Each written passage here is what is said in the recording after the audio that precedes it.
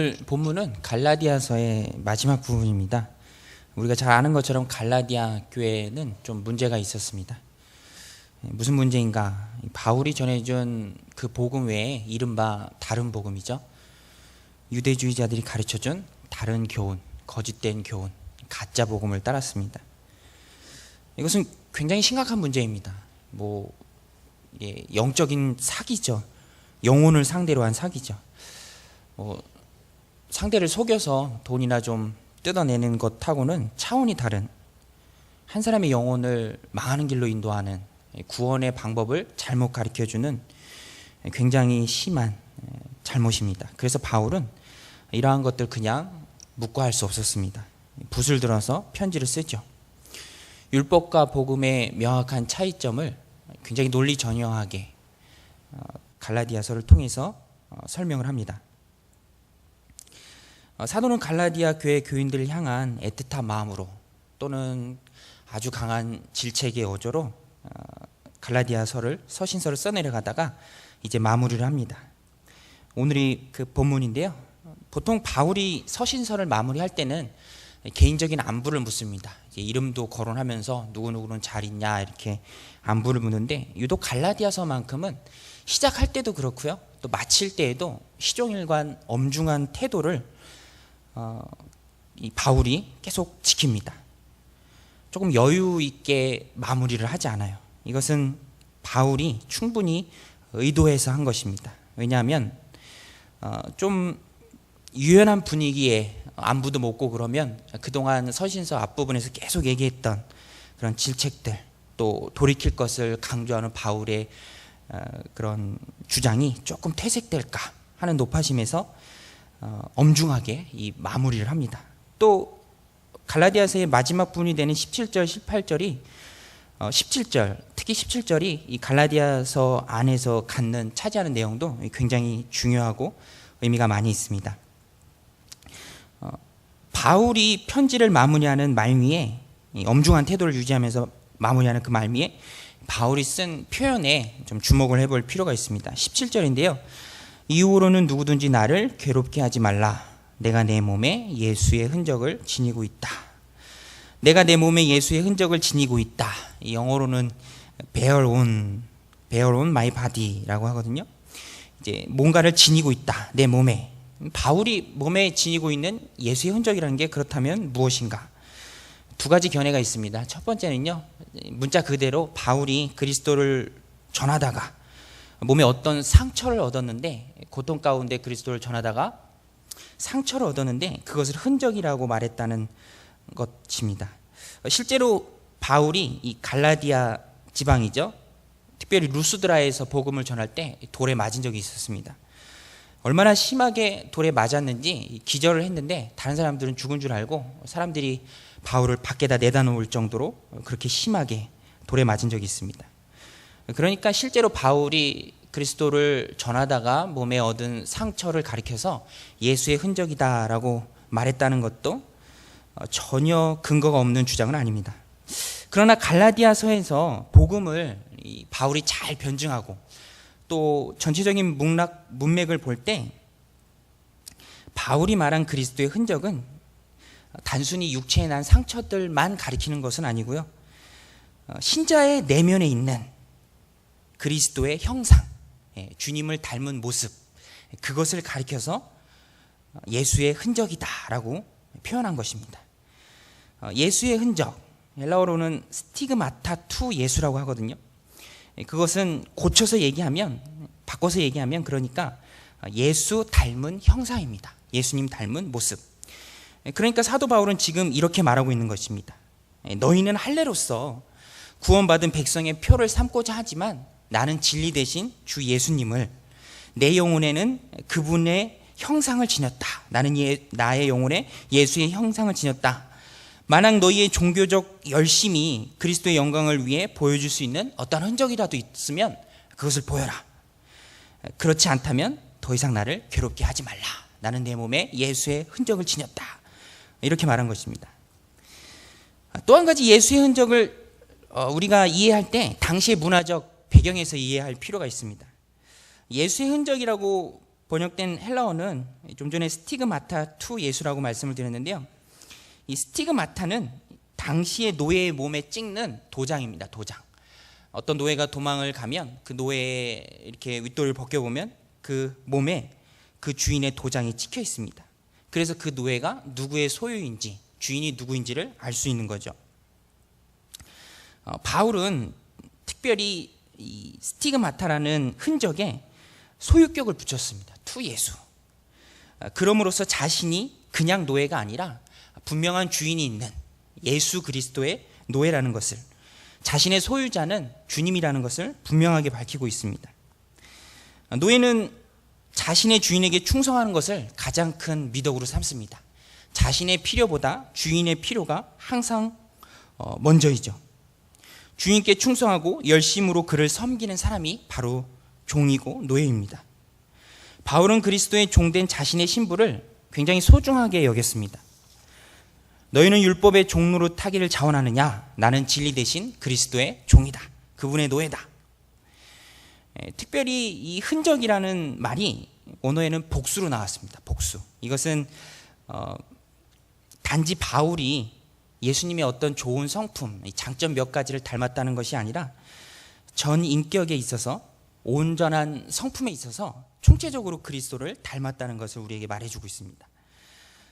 노예의 스티그마를 가진 사람들은 그것을 몸에 지닌 것으로만 노예가 되는 것은 아니죠. 몸에 어떤 흔적이 있고 노예라는 것을 알려주는 도장이 찍혔다고 해서 그가 노예가 되는 것은 아닙니다. 노예로서의 본성과 기질, 또 거기에 따라서 나오는 삶의 길과 가치관들, 그런 것들이 있는 사람이 바로 노예입니다. 따라서 바울 당시에는 자유인이었다가 노예가 되는 사람은 노예의 그런 본질과 기질들을 습득하기 위해서 특별히 어떤 훈련을 받았다고 합니다. 그렇기 때문에 바울이 말한 흔적, 이 스티그마는 단순히 외형적으로 보이는 것들을 말한 것이 아니라 내면의 그 마음 가운데, 그 총체적으로 삶의 인격 가운데 노예됨이라는 것이 충만한 사람을 가리켜서 말한 것입니다. 또 자신이 그랬고요. 때문에 오늘 사도 바울이 갈라디아서를 마무리하면서 이후로는 누구든지 나를 괴롭게 하지 말라. 내가 내 몸에 예수의 흔적을 지니고 있다. 이렇게 얘기한 것은, 이러한 고백은 예수의 흔적을 가진 사람이었으니 정신도 예수의 노예였고 본성도 주님의 종에 살아가기에 적합하다. 전 성품이 그리스도의 노예로, 종으로 변화된 사람이다. 이것을 말하는 것입니다. 그러니까 결국에 바울이 오늘 본문에서 고백한 내가 내 몸에 예수의 흔적을 지녔다는 이 고백은 그냥 평범한 사람들이 할 수 있는 그런 고백이 아니죠. 굉장한 또 대단한 고백입니다. 누구나 쉽게 할 수 있는 말이 아니죠. 흔적만 지녔다고 해서 종이 되는 게 아니라 전 성품으로 예수님을 닮아가고 노예됨의 본질과 본성과 그 기질을 다 갖추어야 했기 때문에, 예수의 흔적, 바울이 말한 그 예수의 흔적이라는 이 말에 회심 이후에 바울의 전 생애가 다 녹아져 있습니다. 때문에 본문을 통해 붙잡아야 할 메시지를 우리가 찾고자 한다면 바울의 삶의 특징적인 것들을 골라낼 수 있어야 합니다. 바울의 전 생애를 돌아보면서 가장 특징적으로 나타나는 사실은 그는 주를 위해서, 우리 주님을 위해서 많은 것을 포기했다는 것입니다. 바울은 길리기아 다소 출신입니다. 해외에서 유학한 유학파 정도 된다고 말할 수 있고요. 또 로마의 시민권자였습니다. 그리고 탁월한 학자였습니다. 인간적인 기준을 볼 때 바울은 내세울 만한 것, 다른 사람에게 자랑할 만한 것이 굉장히 많은 사람이었습니다. 그렇지만 그가 다마스커스로 예수 믿는 사람을 잡으러 가다가 그 도중에서 주님을 만나죠. 주님을 만난 이후에 그의 인생은 완전히 바뀝니다. 다마스커스에서 주님과의 만남이 인생의 큰 전환점이 되죠. 자신이 이방 선교를 위해서 주님께 특별히 선택받은 그릇이라는 것을 그때 깨닫게 됩니다. 이후에 바울의 삶은 완전히 뒤바뀝니다.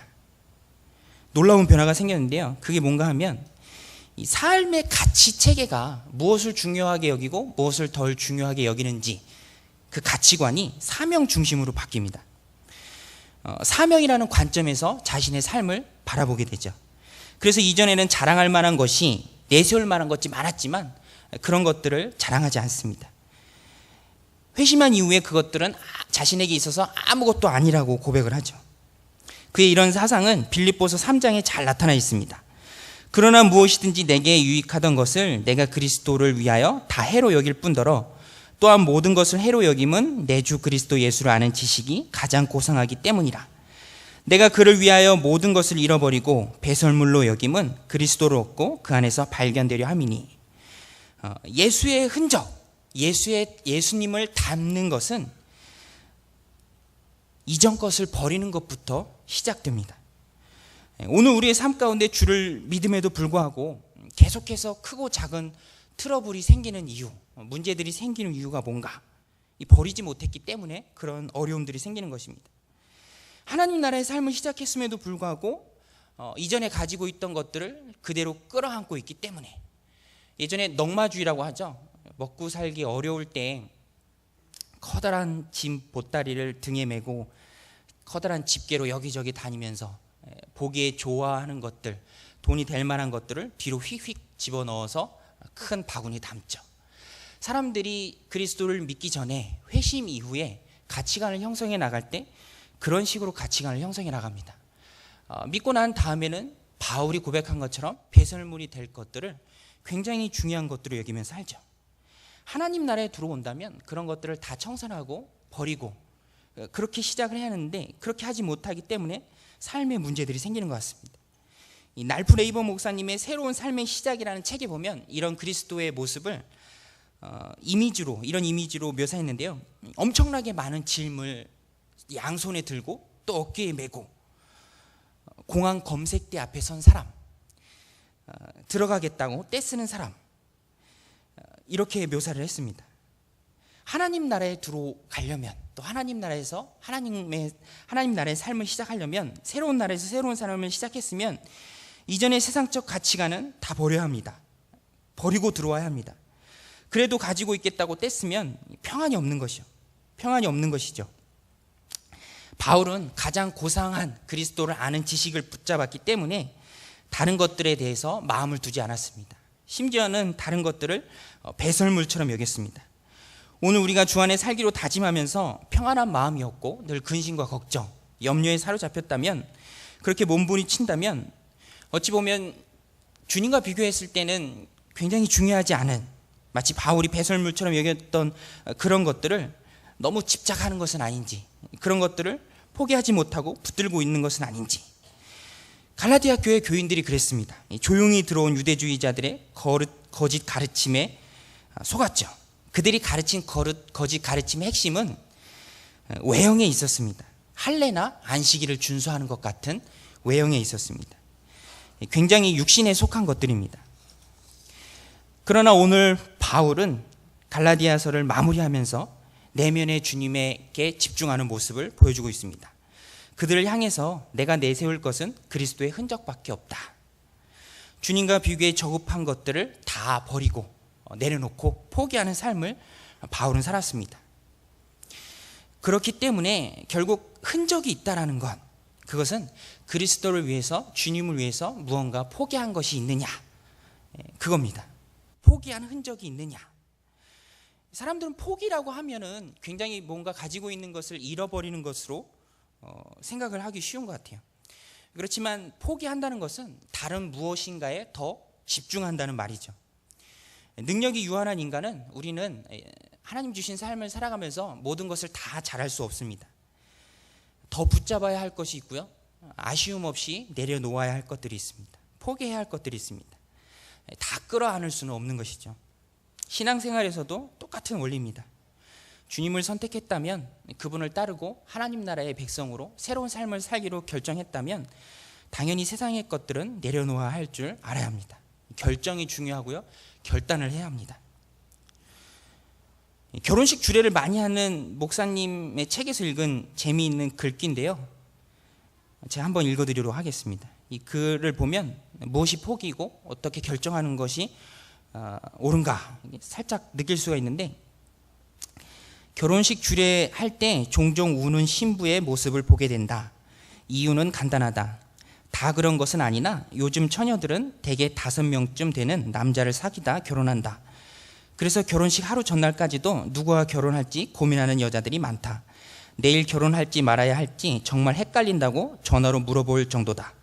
그렇게 고민하다가 결국 한 남자를 선택해서 결혼식장에 들어가는 것이다. 이것은 나머지 4명의 신랑 후보를 포기한다는 의미이다. 그러니까 신부가 결혼식장에 서서 우는 것은 아까운 4명의 남자가 생각나서다. A는 A대로 괜찮고 B는 B대로 괜찮고 C는 C대로 괜찮기 때문이다. 그렇지만 어떤 기준에 의해서 한 사람만을 선택하여 결혼식장에 들어선 것이다. 그것이 바로 결정이다.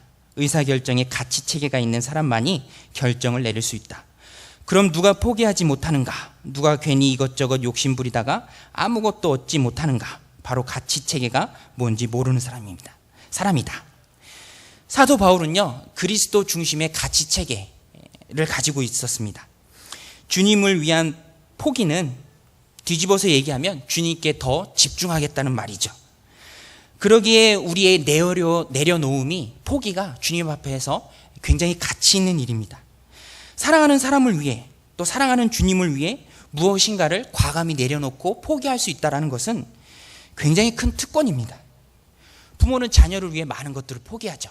그렇지만 손해본다고 생각하는 사람은 없습니다. 사랑하기 때문에 가능한 것이죠. 우리 주님도 우리를 위해 목숨을 버리셨죠. 하나님 편에서 보면 우리를 구원하시기 위해 아들을 내어주신 것입니다. 이보다 더 큰 사랑이 없죠. 의인을 위하여 죽기가 쉽지 않고 선인을 위하여 용감히 죽는 자가 혹 있거니와, 우리가 아직 죄인 되었을 때 그리스도께서 우리를 위하여 죽으심으로 하나님께서 우리에 대한 자기의 사랑을 확증하셨느니라. 포기는 주님의 성품입니다. 또 한 가지 본문을 통해서 바울의 삶 가운데 드러나는 예수의 흔적은 주를 위한 열심입니다. 주님께 대한 충성이죠. 바울이 주님께 대한 충성은 복음 전파, 영혼 구원에 대한 불타는 열정으로 나타났습니다. 평생 복음 전하는 일에 헌신했죠. 사도행전에 보면 1차, 2차, 3차 기록되지 않은 것까지 합치면 4차도 있고요. 굉장히 많은 선교 여행을 떠납니다. 바울이 선교 여행한 거리를 다 합치면 얼마나 될까? 이 바젤 교수라는 분이 계산했는데요. 약 13,400 항공마일이라고 합니다. 이 항공마일이 뭐냐면 직선거리로 따지는 것인데요. 뉴욕에서 한국을 왕복하는 거리라고 합니다. 바울이 마지막에 쓴 디모데 후서를 보면 자신을 부어서 없어지는 관제에 비유하죠. 재물에 스며들고 흘러서 없어지는 관제. 정말로 바울은 그의 고백과 같은 삶을 살았습니다. 처음과 끝이 동일했던 것 같아요. 복음 전하는 사명을 위해서는 자신의 생명도 조금도 귀하게 여기지 않았습니다. 그야말로 예수의 흔적을 아주 선명하게 지닌 주님의 노예로 낙인 찍힌 삶을, 종의 모습을 살았습니다. 오늘 우리의 모습은 어떤가요? 많은 사람이 성경을 보면서 육체의 일을 자랑하던 갈라디아 교회 교인들과 거기에 대비되는 바울을 보면서 나는 당연히 바울이라고 도식화해버립니다. 나는 바울이지. 그래서는 놓치는 게 많은 것 같아요. 우리에게 종된 열심이 있는지, 주님을 위해 처음과 끝이 동일하게 충성하는지, 그렇지 않으면 책망받았던 에베소 교회 교인들처럼 처음 상을 버렸는지, 열정이 다 식어서 뜨뜻미지근한 라오디아 교회 같지는 않은지, 그런 삶을 살고 있지는 않은지 우리 스스로를 되돌아보아야 합니다. 사도복음서를 보다 보면 예수님의 행동을 묘사할 때 계속해서 반복해서 등장하는 표현이 있는데, 그게 뭔가 하면 예수께서 두루 다니사라는 표현입니다. 예수님은 공생의 기간 동안 매우 열정적으로 사역하셨죠. 실제로는 주무실 시간이 없을 정도로 사역을 하셨습니다. 따르는 무리를 향한 긍휼한 마음으로 또 그들을 아주 세심하게 돌보셨습니다. 그리고 날 위해 시작하신 그 구원 사역을 십자가에서 완성하셨습니다. 사람들처럼 흐지부지 끝낸 것이 아니라 다 이루셨습니다. 아버지 하나님의 뜻하신 바를 다 이루신 것이죠. 오늘 우리의 삶 가운데도 이러한 충성과 열정이, 예수님의 흔적이 저와 여러분들 삶 가운데 있으시기를 축원합니다. 잠언에 보면 그런 말이 있습니다. 게으른 자는 그 부리는 사람에게 이의 식초 같고 눈의 연기 같으니라. 저는 잠언을 읽을 때마다 계속해서 등장하는 이 말을 보면서 내가 누군가에게 쓰임을 받고 또 하나님 나라의 일꾼으로 특별히 쓰임을 받는데 하나님 앞에 사람 앞에 이의 식초 같고 눈의 연기 같지는 않은가. 왜 이의 식초 같냐면 식초가 시잖아요. 이에 얼마나 쉽니까? 그리고 장작불 펼 때 눈에 연기 들어가면 얼마나 매운가요? 누군가를 부릴 때 저 사람이 보면 답답한 거죠. 마음이 시원하지가 않고 늘 보면 이의 식초 같고 눈의 연기 같고 그러면서 내가 누군가에게 또 주님께 쓰임을 받을 때 마음을 시원하게 하는 사람이 돼야지 이의 식초 같고 눈의 연기 같은 사람이 되면 어떡할까 그런 두려움이 늘 있는 것을 봅니다. 오늘 말씀을 통해서 그리스도를 믿는다는 것은 무엇인가 우리가 한번 생각해 봤으면 좋겠습니다. 사도 바울은 예수 그리스도의 흔적이라는 단어를 사용하면서 자신의 종된 모습, 종으로서의 본질과 그런 기질을 다 가지고 있는 자신의 모습을 말해주고 있습니다. 그리스도를 믿는다는 것은 결국 죄악된 본성을 억누르고 주님을 조금씩 닮아가는 것입니다. 내 몸과 마음에 조금씩 예수의 흔적이 생기는 것이죠. 사실 바울의 가장 큰 비전은 세계 복음화는 아니었습니다. 교회 개척이나 심지어 복음을 전하는 것도 아니었고 그가 가진 최고의 비전은 마틴 로이드 존스 목사님이 말씀하신 것처럼 하나님의 영광이었습니다. 이러한 그가 가지고 있던 비전 또 주님을 향한 그런 갈망은 예수님을 닮아가고자 하는 열망으로 나타났습니다. 옛 성품의 변화고요. 그리스도의 거룩에 동참하는 것입니다. 인자한 말과 행실로 그리스도를 세상에 드러내는 것이죠. 그리고 그 자체로서 하나님께 영광을 돌리는 것입니다. 우리의 삶과 목적도 주님을 닮아가는 데 두어야 합니다.